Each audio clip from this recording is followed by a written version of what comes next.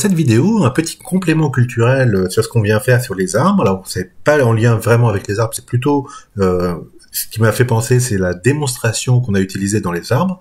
Vous allez voir. Et donc, on va vous parler des graphes planaires. Alors, qu'est-ce que c'est qu'un graphe planaire? Donc, c'est un graphe qui peut être dessiné dans le plan sans que les arêtes ne se coupent hors des sommets. D'accord? Donc, le nombre de croisements est nul. Alors, on va faire un exemple. Donc, voici un graphe. Alors, comme ça, on voit pas s'il est planaire ou pas, parce que, vous voyez, il y a des croisements ici, hein, il n'y a pas de sommet. D'accord? Donc, je vais essayer de déplacer les sommets de manière à éviter trop les croisements. D'accord? Donc, raté. On va voir ce que nous pouvons faire. Ah, c'est pas si mal. Alors là, j'ai encore un croisement. Oups, la vidéo a sauté. Donc bon, alors donc j'avais encore un croisement par ici. Je fais ça, et puis après j'ai quand même le droit de déformer mes arêtes, c'est-à-dire elles sont pas forcément, c'est pas forcément des lignes de droite, hein, ça peut être des lignes courbes, d'accord, voilà. Donc on aurait pu faire, alors je sais pas si, hop, ouais c'est bon, paf plutôt que ça, d'accord, ça ne change pas le fait que les sommets sont reliés, les sommets qui doivent sont reliés, d'accord. Voilà, et donc c'est bon, c'est un graphe en fait qui était planaire celui-là. Donc voilà, j'espère que vous avez compris. Graphe planaire, bah, ça permet, enfin c'est donc c'est donc un graphe que l'on peut dessiner, donc il n'est pas forcément dessiné de base, hein, mais que l'on peut dessiner dans le plan sans que les arêtes se coupent hors des sommets. Ok. Alors des graphes planaires, a priori il y en a pas mal, hein, toutes les cartes, etc. A priori c'est planaire, en tout cas, voilà, on essaie de le projeter de sorte que ça soit planaire. Alors revenons au graphe planaire, et donc on va voir la propriété, donc la formule d'Euler. Donc alors elle est ici. Les notations, donc G est un graphe planaire, on note N le nombre de sommets, donc le nombre de nœuds si on veut, A le nombre d'arêtes, et F le nombre de faces. D'accord? Le face, donc face c'est une région du plan séparée par ça. D'accord? Donc par exemple là c'est la face 1, la face 2, pas oublier la face 3 qui est tout l'extérieur. Ok?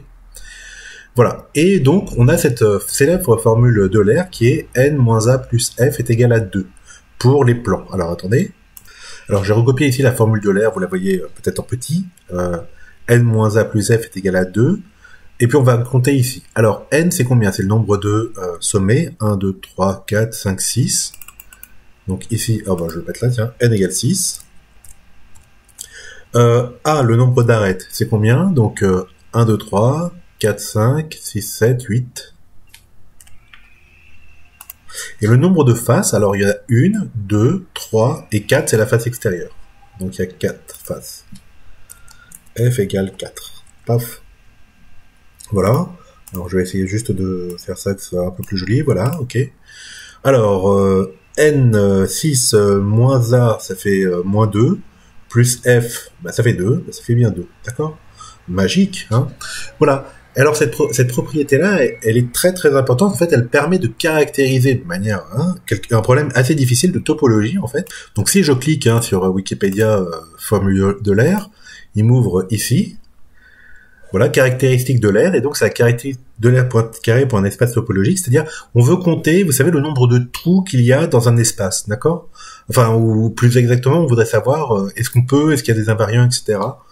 Qui permet de voir quand est-ce qu'il y a des trous. Et voilà. Et donc, en fait, ce problème-là, qui est un problème de topologie, donc de analyse continue, a été résolu comme ça par la bande par un problème de théorie des graphes. C'est-à-dire, la caractéristique de l'R, c'est justement ce n-a plus f. Alors, il n'est pas tout le temps égal à 2, il est égal à 2 pour un plan, mais vous voyez, par exemple, pour un cercle, c'est 0, pour la sphère S2, c'est 2. Et alors pourquoi? Parce que un plan, en fait, c'est la sphère projetée. Donc c'est un sphère moins un point, ce qu'on appelle projection stéréographique. Donc vous prenez la Terre, vous mettez une feuille de papier. Bon, il faut une feuille de papier très grande, hein, infinie.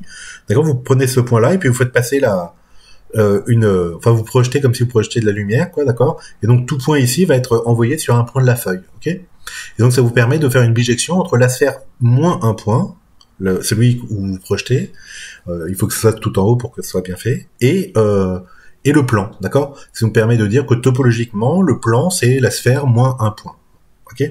Le tore, vous voyez, alors lui, ça c'est 0, Donc ça, c'est vraiment le plan, hein, d'accord? Il y a juste un point, mais bon, c'est pas trop grave. Par contre, le tore, c'est complètement différent, ok? Il y a des choses que l'on peut faire sur un tore que l'on ne peut pas dessiner en théorie des graphes ici. Par exemple, dans le plan là, vous voyez, donc imaginons je dessine ces 4 points là, d'accord? Donc ça me définit un intérieur et un extérieur de ces 4 points là. Mais si jamais je suis sur le tore et que je fais 4 points comme ça, 1, 2, 3, 4, ok, que je les relie comme ça, ben ça me définit pas d'intérieur et d'extérieur parce que le point qui est ici, je peux passer de l'autre côté et ça me fait ici, d'accord? Donc il n'y a pas d'intérieur et d'extérieur sur ce truc là, ok? Le double tore, bah pareil, ok, -2, etc. Voilà. Donc en fait, ces problèmes là, ils étaient assez compliqués si on ne les voit que sous l'angle de l'analyse continue en fait.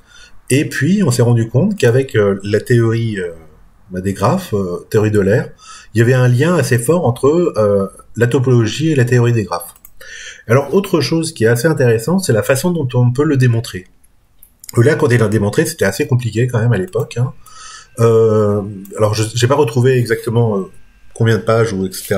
ce que ça fait. Parce que quand on tape sur Google formule de l'air, il nous donne la formule de l'air des complexes, qui n'est pas du tout celle-là. Vous allez voir en fait que, donc, bon, disons que initialement c'était très compliqué à faire, et puis avec le temps, la démonstration s'est simplifiée beaucoup. Il y a eu des astuces qui ont été trouvées, jusqu'à celle que je vais vous faire ici, qui est vraiment bête comme chou, mais évidemment, fallait-il encore la trouver, d'accord? Donc voilà. Donc par exemple, je vais supprimer cette arête-là, d'accord? Qu'est-ce que ça va faire? Les deux faces qui sont ici, vous voyez, il y avait deux faces, elles vont devenir une seule, d'accord? C'est-à-dire, je vais supprimer une arête, mais je vais aussi enlever une face, ok? Donc ça va me faire A, il va diminuer de 1, F aussi, mais comme il y a un moins devant le A, ça va rien changer en fait, d'accord? Donc c'est-à-dire que ça va être une constante, ok? Eh ben, allons-y, suppresse, il est où? Ah, il est là. Voilà, d'accord? Donc je continue, ok? J'ai enlevé...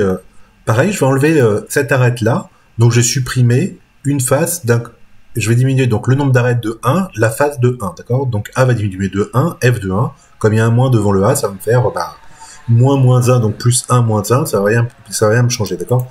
Donc je sais pas encore ce que c'est égal à 2, bon je peux pas le changer, c'est pas grave, ok. Paf, d'accord? Après, je vais enlever ce sommet-là et cette arête-là, d'accord? Donc j'ai enlevé N, il va diminuer de 1 et A de 1. Mais comme il y a un moins devant le A, encore une fois, ça revient au même, d'accord? Donc je supprime ça, et voilà. Ok? Pareil pour lui, je supprime 1, donc je diminue N de 1, et je supprime l'arête, donc je diminue A de 1. Ça ne change pas, ce que je veux dire, c'est que pour l'instant, le N-A plus F, il est constant avec tous les trucs que j'ai fait, d'accord? Là, vous avez compris, c'est deux faces qui vont devenir une seule face, d'accord? Là, il n'y a plus qu'une face, hein. Voilà, et donc j'ai diminué F de 1, A de 1, mais avec le moins devant le A, ça change rien, d'accord? Et puis là, ça change rien, pouf, alors, vas-y, quand même, il faut le faire, hein. Ah, oui, voilà. D'accord, bon, et puis après, voilà, bon, on peut s'arrêter là, ou alors on peut encore supprimer ça, voilà. D'accord? Et là, je vois que j'ai un sommet, une face, 0 arête, d'accord? Et donc, ma constante ici, parce qu'à chaque fois, j'ai dit que c'était constant, d'accord? C'est égal à 2, d'accord? N est égal à 1, F est égal à 1, A est égal à 0. Donc, voilà. Ok, donc en fait, la démonstration, hop, je remets mon truc, d'accord? Elle utilise le fait que je calcule N-A plus F, et je vais la transformer par que des trucs qui laisse cette expression-là constante, d'accord? Et à la fin, attendez, je vais essayer de virer quand même mon 2, là, que depuis tout à l'heure, j'aimerais... Voilà, d'accord? L'idée, c'était ça, c'était de dire, je regarde la quantité N-A plus F, et quand j'enlève un truc ici, ça change pas la quantité, ça la laisse invariante, quand j'enlève ce truc ici, ça la laisse invariante aussi. Oh, je savais pas ce que ça faisait ça, moi. Bah oui, comment je fais pour l'enlever? Bon. Bref, et voilà, je me suis débarrassé de la loupe. Voilà, et donc ceci est une constante, et puis à la fin, je retrouve, donc comme vous avez vu, un sommet, et puis je peux le calculer, qui est facilement égal à 2. Et donc ça permet de caractériser des choses assez compliquées, hein, assez complexes, d'analyse, de topologie plus exactement. Ok? Donc voilà pour ce petit complément culturel.